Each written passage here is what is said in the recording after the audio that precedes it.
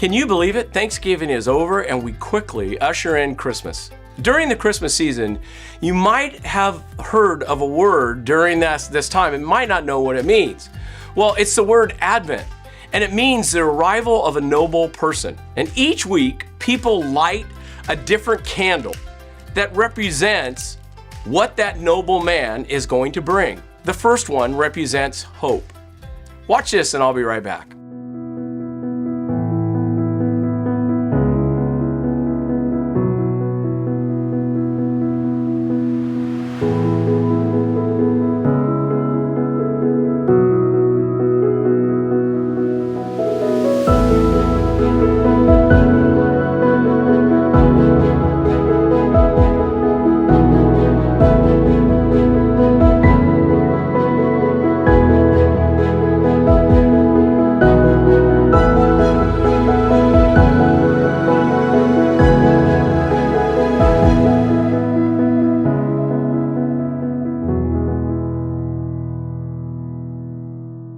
Have you ever noticed how life can feel like being on a roller coaster? With a series of highs and lows, ups and downs. One moment, everything's perfect, like a scene from a movie. Then out of nowhere, the phone rings and the news is dropped.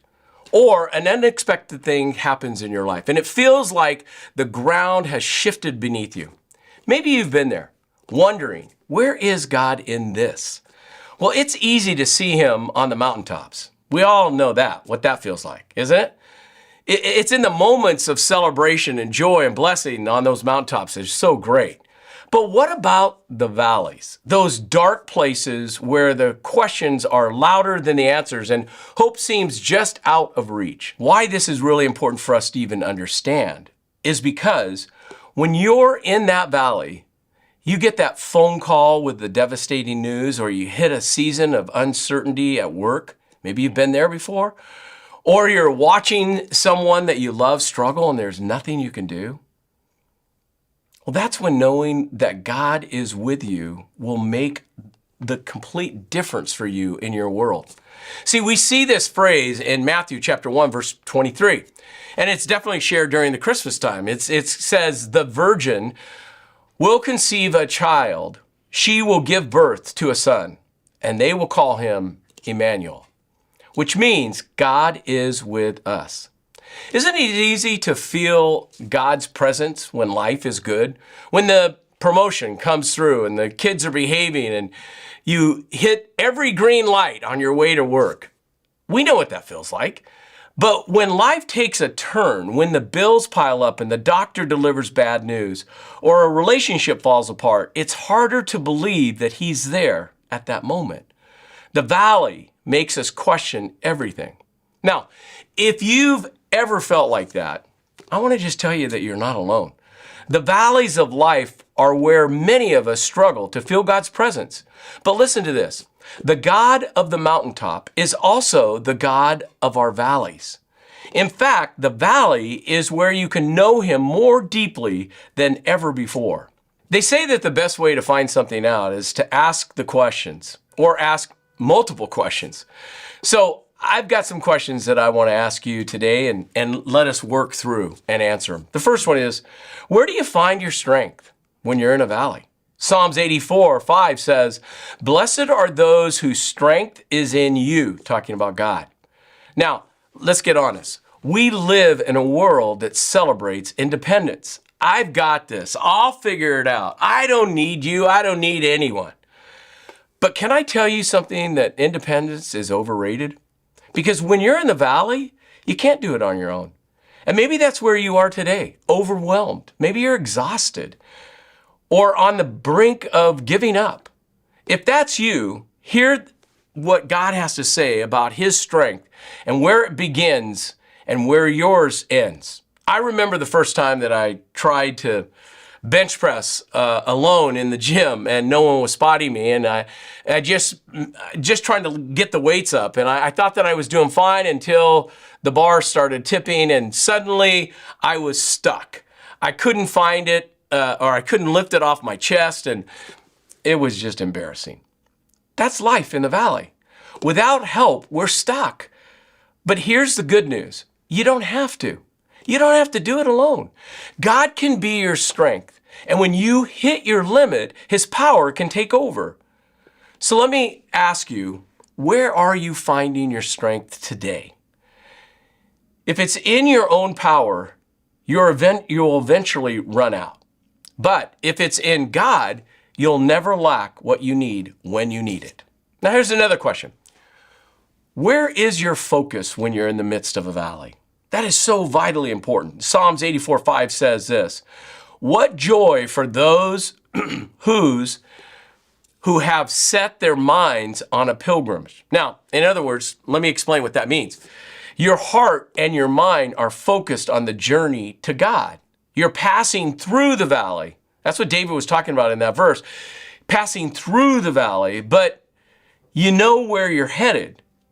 What you think about matters. Let me say that again. What you think about matters, especially when you're in the midst of a valley. Paul reminds us in Colossians chapter 3, verse 2. He says, set, like putting something in cement. Set your mind on things above, not on earthly things. When you're in the valley, it's so easy to focus on the problems, like, for example, the bills that you can't pay, or the diagnosis you didn't expect, or the relationships that feels broken beyond repair. But what if you press pause and you start to think and reset your mind on God's faithfulness instead? What if you remind yourself, he is with me, he is for me, he will never leave me or forsake me. It's like driving through fog. If you've ever done that before, it can be scary. But if you're focused on the fog, you'll panic and veer off course. But if you keep your eyes on the road ahead, you'll make it through. Where is your mind set today?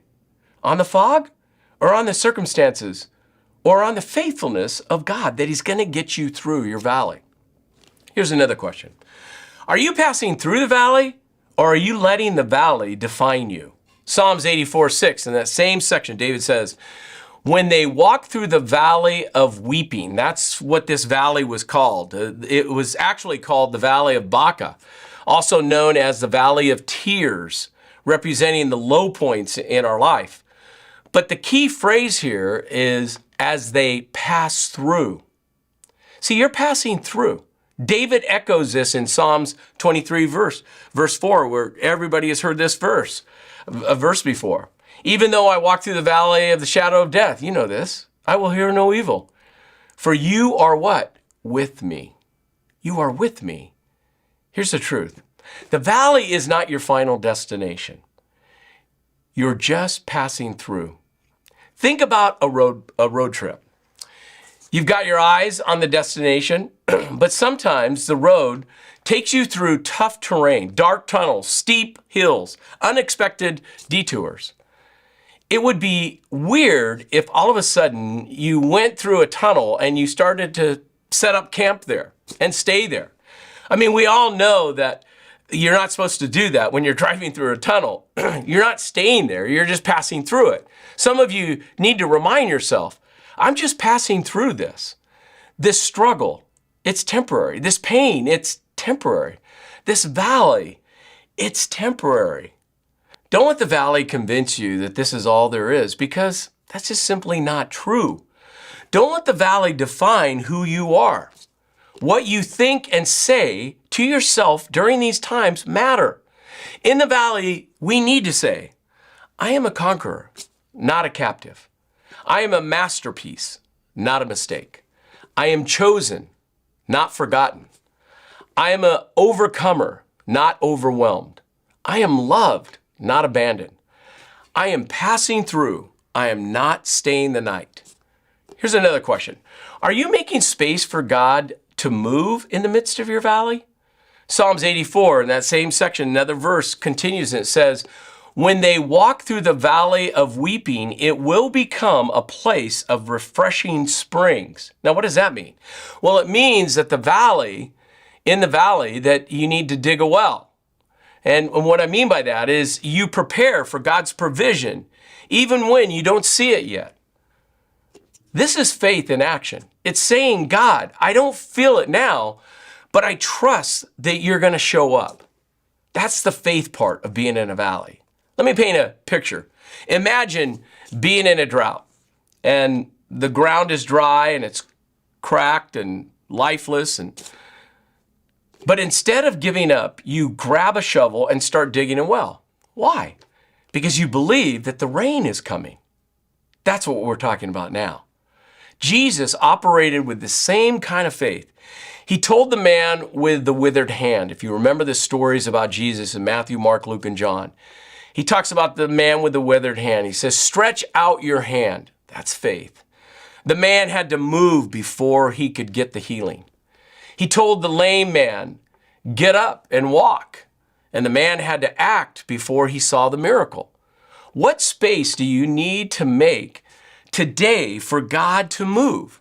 What act of faith is God asking of you? Maybe it's forgiving someone before they apologize to you. Maybe it's serving while you're struggling. Or maybe it's praising God before the breakthrough comes through. See, the verse in Psalms is saying, if you dig a well, even though you don't see the rain coming, God will fill it. And the last question is this. When you're in the midst of a valley, will you trust God to take you from strength to strength? The very next verse that David talks about in Psalms 84 is verse 7. And it says, they go from strength to strength till each appears before God in Zion. Now here's what's incredible about walking with God. He doesn't just give you strength for the moment. He gives you strength for the journey. And when you're weak, He's your strength. And when you're hurting, He's your comfort. And when you're lost, He's your guide. I've seen this in my own life. There have been valleys where I thought, this is it. I can't take another step, God. But God showed up. And somehow I didn't just survive, I actually grew stronger. I grew stronger, closer to Him. Now let me bring us back to where we started. God is with us. God is with us where? God is with us in the valley. He's there in the struggle. He's present in the tears. He's near. Where are you finding your strength right now? If you're relying on your own, you're going to run out. What are you focused on? When you set your mind on God's promises, even the darkest valley can't steal your hope. Are you moving through the valley, or are you letting the valley define you? Remember, the valley isn't your destination. It's just part of the journey. Are you making space for God to move? In the dry and weary places, dig a well, we said. Have faith that even when you don't see it, God is working and He will show up right on time. Will you trust Him to take you from strength to strength? God doesn't just leave you in the valley, He equips you for the journey and will carry you through it. No matter where you are today, on the mountaintop or deep in the valley, know this: God is with you. You are not alone, and your story is not over. You're just passing through this valley right now. And on the other side of this valley is peace, joy, and strength that only God can provide. So let me ask you one final question. Will you take a step of faith today and trust Him in your valley?